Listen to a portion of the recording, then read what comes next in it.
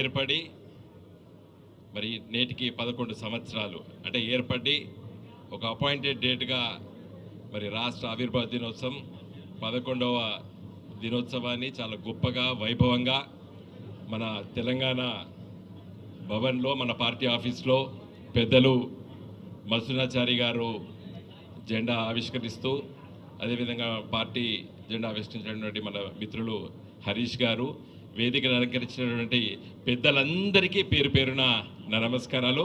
మరి సమావేశానికి వచ్చినటువంటి అందరికీ కూడా పేరు పేరున నా నమస్కారాలు తెలియజేస్తూ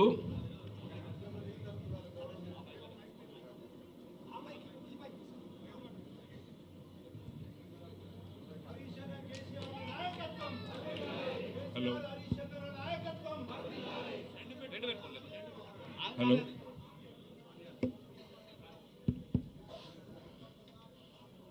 తెలంగాణ రాష్ట్ర ఏర్పాటు అనేది ఒక చరిత్రలో ముఖ్యంగా భారత ఉపఖండంలో ఒక గొప్ప ప్రక్రియ, రాజకీయ ప్రక్రియ.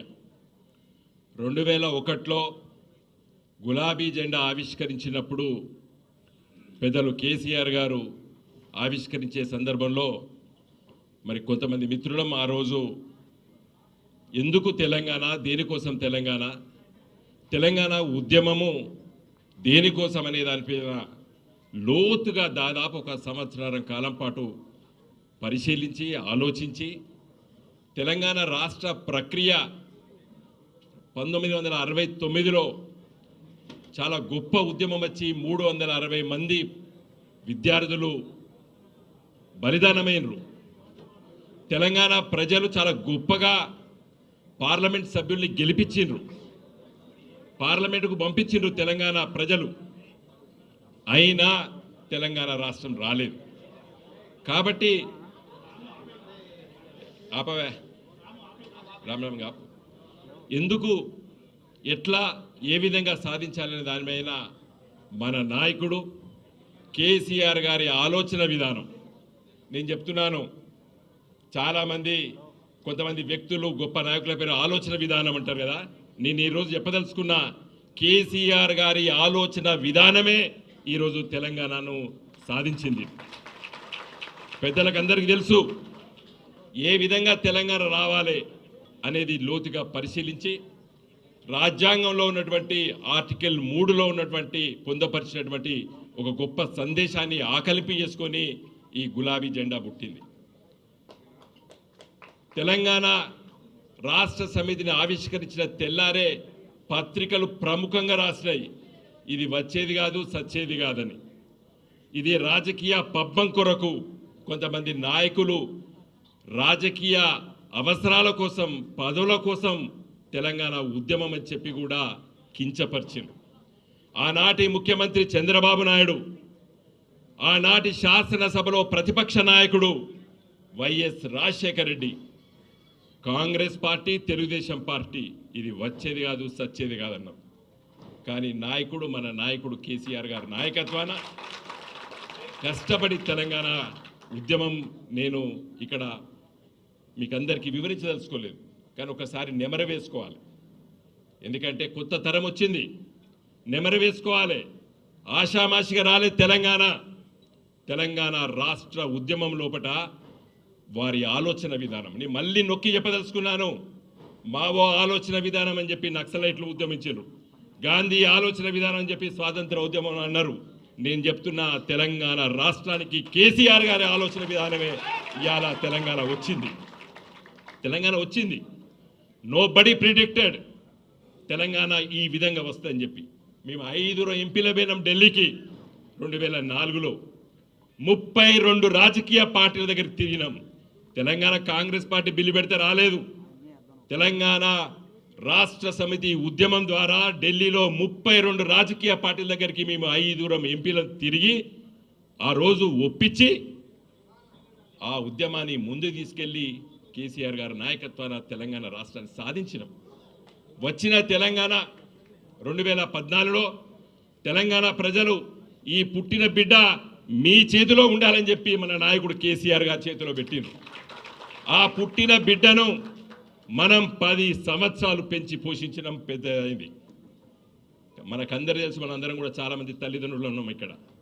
అడలసెన్స్ ఏజ్, ఏ వయసులో అయితే తప్పిదాలు జరుగుతాయో ఆడబిడ్డ కానీ మగబిడ్డ కానీ ఈరోజు తెలంగాణకు అదే గతి పట్టింది.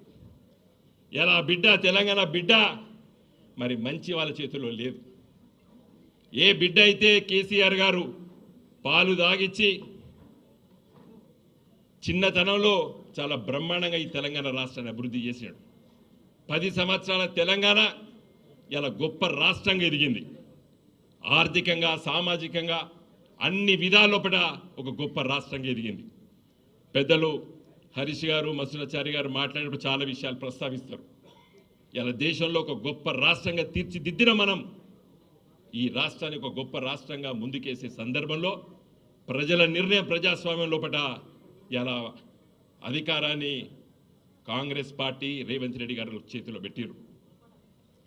ప్రజాస్వామ్యంలో లోపల అధికార మార్పిడి జరగచ్చు, తప్పేం లేదు. కానీ ఏ వయసులో అయితే తెలంగాణ రాష్ట్రం ఇంకా పరుగులు తీయాలో, మనం అందరం కూడా 10th పాస్ అవ్వడం, ఇంటర్మీడియట్ పాస్ కావడం మన పిల్లలకి ఎంతైతే అవసరమో ఇప్పుడు ఆ వయసులో ఉంది మన తెలంగాణ. పరుగులు తీసేయవలసినటువంటి వయసులో దురదృష్టవశాత్తం దుర్మార్గుల చేతుల్లోకి పోయింది తెలంగాణ. నేను నొక్కి చెప్పదలుచుకున్నాను. ఇలా ఎటు పోయింది తెలంగాణ?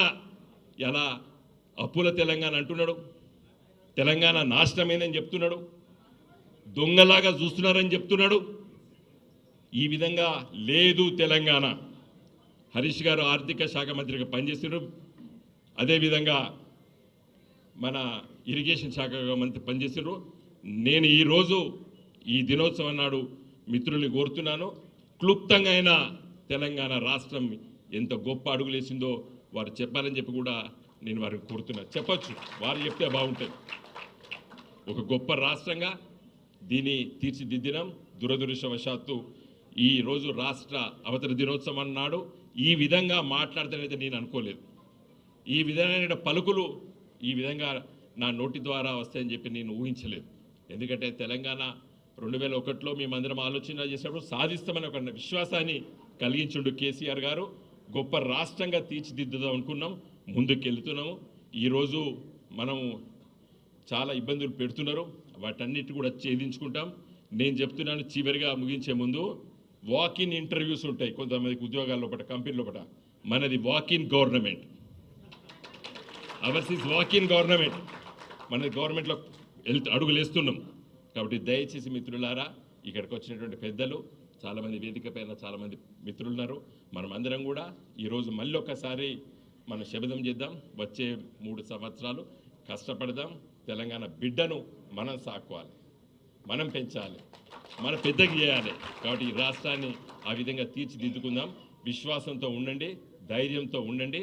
మన కార్యకర్తలకి, ప్రజలు కూడా నేను మీడియా ద్వారా